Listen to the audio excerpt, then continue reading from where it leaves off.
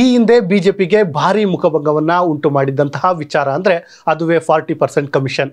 ಹೌದು ಸ್ನೇಹಿತರೆ, 40% ಕಮಿಷನ್ ಏನಿತ್ತು ಈ ವಿಚಾರ ಬಿಜೆಪಿಯ ಸೋಲಿಗೂ ಕೂಡ ಒಂದು ರೀತಿ ಕಾರಣವಾಗಿತ್ತು. ಅಂತಹದ್ದೊಂದು ಕಮಿಷನ್ ವಿರುದ್ಧ ಸಿಡಿದೆದ್ದಿದ್ದಂತಹ ಕೆಂಪಣ್ಣ ಇದೀಗ ಸರ್ಕಾರದ ವಿರುದ್ಧ ಮತ್ತೆ ಸಿಡಿದೆದ್ದಿದ್ದಾರೆ.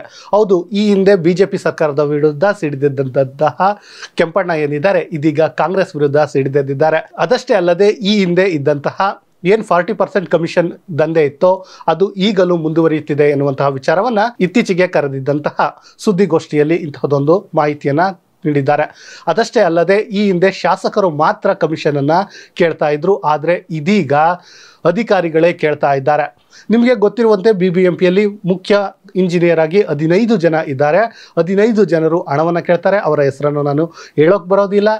ಆ ಹೆಸರು ಅಂದರೆ 15 ಜನರನ್ನ ಏನು ಇಂಜಿನಿಯರ್ಗಳನ್ನು ನಾವು ಕೇಳಿದರೆ ಅವರು ಶಾಸಕರ ಕಡೆ ಬೊಟ್ಟು ಮಾಡುವಂತಹ ಕೆಲಸವನ್ನು ಮಾಡ್ತಾರೆ, ಅವರನ್ನು ಕೇಳಿದರೆ ಸರ್ಕಾರದ ಕಡೆ ಬೊಟ್ಟು ಮಾಡುವಂತಹ ಕೆಲಸವನ್ನು ಮಾಡ್ತಿದ್ದಾರೆ ಎನ್ನುವಂಥದ್ದನ್ನು ಸುದ್ದಿಗೋಷ್ಠಿಯಲ್ಲಿ ಹೊರ ಹಾಕಿದ್ದಾರೆ. ಇದಷ್ಟೇ ಅಲ್ಲದೆ ಪ್ಯಾಕೇಜ್ ಟೆಂಡರ್ ಏನಿದೆ ಅದನ್ನು ರದ್ದುಗೊಳಿಸಬೇಕು ಅನ್ನುವಂತಹ ಮಾತುಗಳನ್ನು ಕೂಡ ಈಗ ಹೇಳಿದ್ದಾರೆ. ಅದಷ್ಟೇ ಅಲ್ಲದೆ ಈ ಹಿಂದೆ ಹಲವು ಬಾರಿ CM ಅನ್ನ ಮೀಟ್ ಮಾಡಲು ನಾವು ಹೋಗಿದ್ದೇವೆ, ಆದರೆ ಅವಕಾಶ ಸಿಕ್ಕಿಲ್ಲ, ಮೀಟ್ ಮಾಡಲಾಗಿಲ್ಲ. ಇದಷ್ಟೇ ಅಲ್ಲದೆ ನಾಗಮೋಹನ್ ದಾಸ್ ಕಮಿಟಿ ಏನಿದೆ ಅದಕ್ಕೆ 9,000 ಪುಟಗಳ ಒಂದು ವರದಿಯನ್ನು ಕೊಟ್ಟಿದ್ದೇವೆ.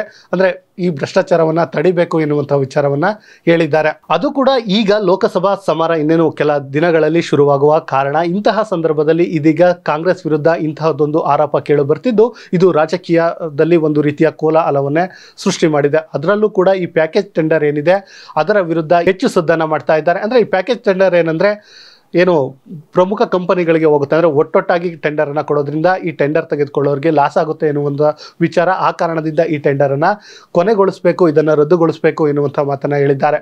ಒಟ್ಟಾರೆಯಾಗಿ ಸ್ನೇಹಿತರೆ, ಈ ಹಿಂದೆ BJPಯ ಸೋಲಿಗೆ ಕಾರಣವಾಗಿದ್ದಂತಹ 40% ಕಮಿಷನ್ ಏನಿದೆ ಇದೀಗ ಕಾಂಗ್ರೆಸ್ಗೂ ಕೂಡ ಅದು ಮುಳುವಾಗುತ್ತಾ ಎನ್ನುವಂಥ ಅನುಮಾನ ಶುರುವಾಗಿದೆ. ಅದು ಕೂಡ ಲೋಕಸಭಾ ಚುನಾವಣೆಯ ಸಂದರ್ಭದಲ್ಲಿ ಇಂತಹದ್ದೊಂದು ಮಾಹಿತಿಯನ್ನು ಇದೀಗ ಕೆಂಪಣ್ಣನವರು ಹೊರಹಾಕಿದ್ದು ಒಂದು ರೀತಿ ರಾಜಕೀಯ ಕುತೂಹಲಕ್ಕೆ ಕಾರಣವಾಗಿದೆ. ಒಟ್ಟಿನಲ್ಲಿ ಸ್ನೇಹಿತರೆ, ಈಗ ಏನು BJPಗೆ ಬಂದಿದ್ದಂತಹ 40% ಕಮಿಷನ್ ಆರೋಪ ಏನಿದೆ ಇದೀಗ ಕಾಂಗ್ರೆಸ್ ಮೇಲೂ ಕೂಡ ಬಂದಿದ್ದು ಇದೀಗ ಹಲವು ಕಡೆ ಇದೇ ವಿಚಾರ ಚರ್ಚೆಯಾಗ್ತಾ ಇದೆ.